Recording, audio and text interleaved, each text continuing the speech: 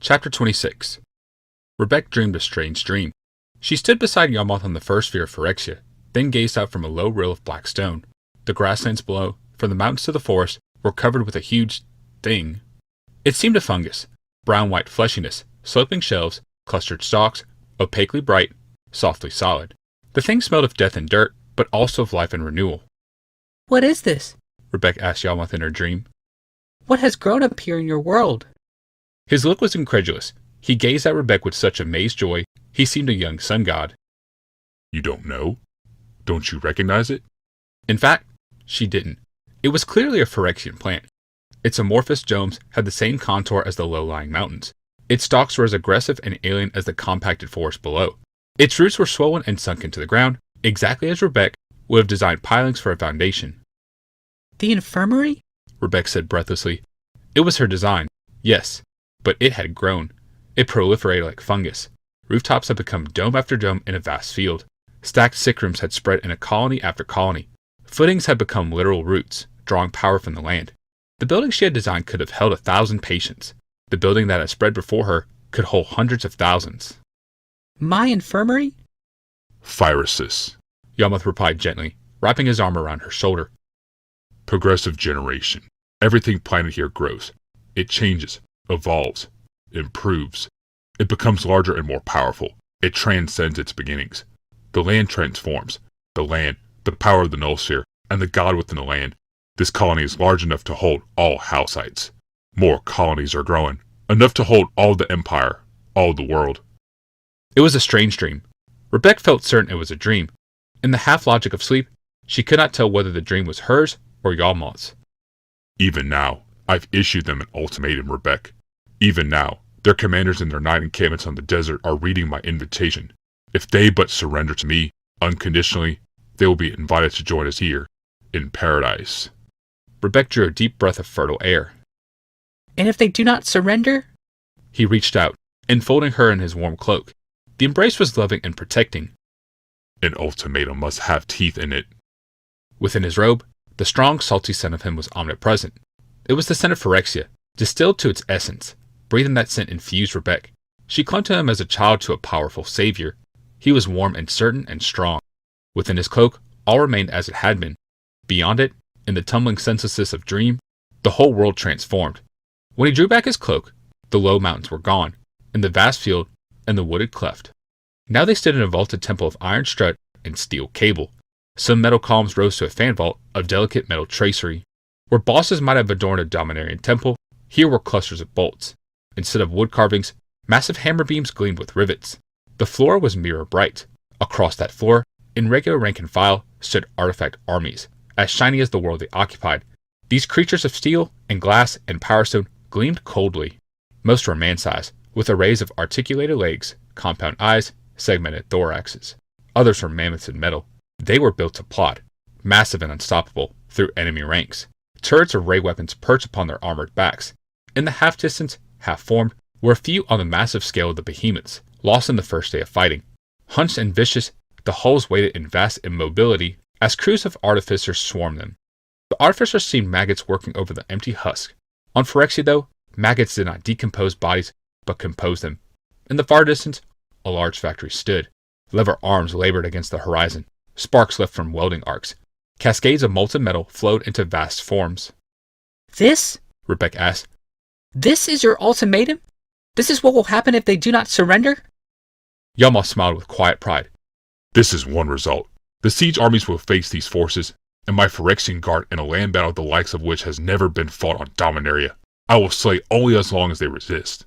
These forces will give them the chance to repent their perverse war. With them, I can force an unconditional surrender and bring those who survive back into the fold among the rest of us. With these forces and the null sphere, I can rule all 8 city-states. There need never be civil war again." It was Yawmoth's dream. Rebecca knew that now. But how could she be dreaming Yawmoth's dream?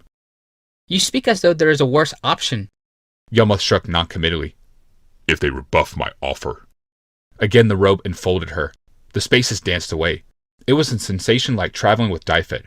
Rebecca had the sudden realization that at least here, at least within Phyrexia, Yawmoth had the power of a planeswalker.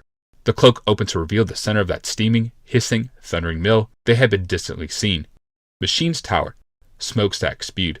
Cranes darted. Conveyors ground along. All among them, artificers moved. Their gargantuan equipment made them seem only scuttling goblins. Phyrexian transformed them. It perfected them for their task. Skin grew rumpled and tough. Eyes grew wide in perpetual murk. There was not an ounce of fat on them. Their worksuits hung on lean, hungry muscles. Artificers and machines were not the most amazing sight. In their midst stood 9 exquisite creations. They towered in a circle around Yalmoth and Rebek, their shiny fuselages reflecting back to the attuned images of the two. Stone chargers, Rebek said grimly. Yes. If they refuse my offer outright, not one of them will survive. The armies will be wiped out utterly. 9 more are being completed even now, 1 for each city-state beyond our own, and 2 for discretionary use. The city-states will be given the chance to surrender or be annihilated. Once the whole empire is fully in hand, there will be more bombs for every nation in the world. Once the world is mine, the Thrain Empire will expand to take over the whole multiverse. Rebek's heart flailed like a dying thing. She wished she could awaken from this dream. How can we hope to conquer the multiverse? We aren't planeswalkers.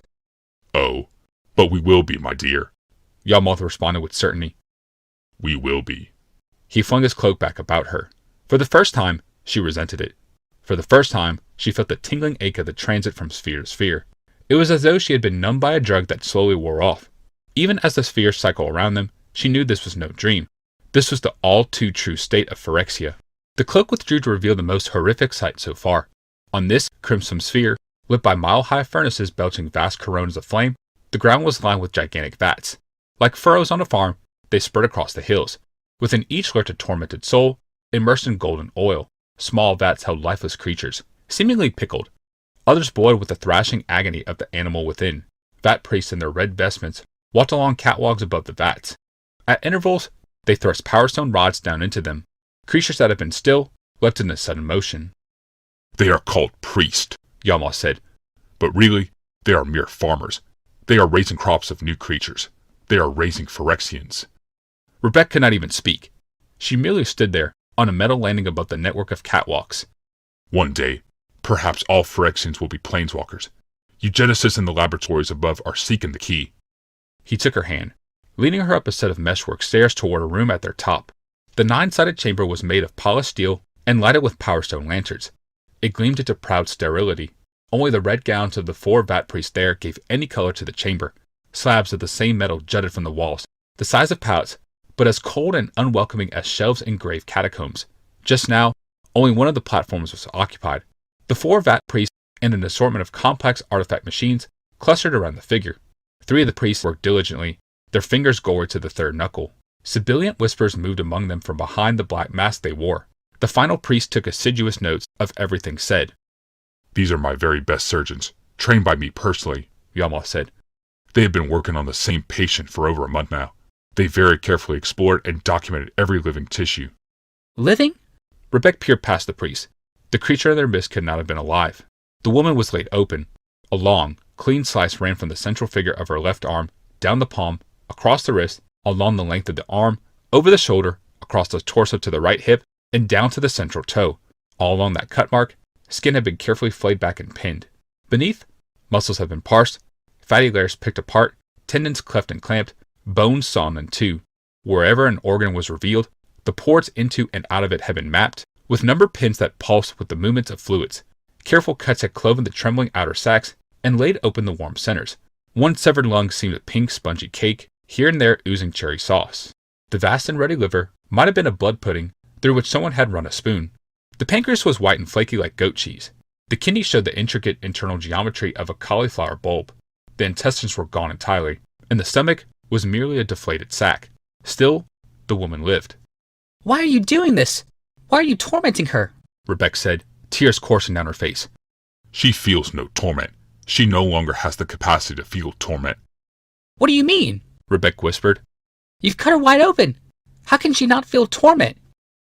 Every capacity of the human being has its seat in a specialized organ or system, Yalmoth explained simply. Thought, motion, digestion, speech, reproduction, breathing, healing, pain. Disease is merely a dysfunction of these organs and systems. A person deprived of one of these organs is deprived of the capacity of the organ. We have deprived her of the organ of agony. Only then did Rebek see the slim metal rod that that jutted into the ragged cut in her forehead. The rod jiggled just slightly, with quiet but unmistakable rotation. Within that cracked skull, rotors moved. Rebecca fell to her knees, burying her head in her hands. Similarly, a person granted a specific organ is granted its capacity. Humans cannot fly, for we have not the organ of flight, wings. Granted wings, we could soar like eagles. Why, Yawmoth? Why do you do this? If there is a planeswalker organ, and there must be one, this woman has it. I soon will have it as well. They will find it in her, and they will put it inside of me. You're a barbarian! You're a cannibal! Yawmoth stared down at her, honest confusion in his eyes. This is not barbarism. This is the truth. This is science. You kill your enemy and eat her heart and her brain, hoping to gain her courage and wisdom, but you'll never have courage, only ruthlessness, and you'll never have wisdom, only arrogance. He grasped her arm and yanked her to her feet. I do this for our people. I do this for you. When I'm a planeswalker, I can make all of us planeswalkers. Don't you see? It is better that this one woman died to save the whole nation. She tried to pull free, but his grip was implacable. Let go of me! Even as she struggled, Yawmoth's cloak swept around her. I will never let go of you, Rebecca. As long as I hold you, I have that courage you spoke of, that wisdom. You are the organ of ascendance. As long as I hold you, I am not merely perfected, but perfect. When the cloak opened again, they were in no place in every place.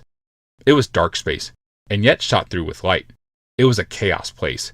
Yawmoth swelled to occupy it all. It receded before him until all was Yawmoth. He suffused her hair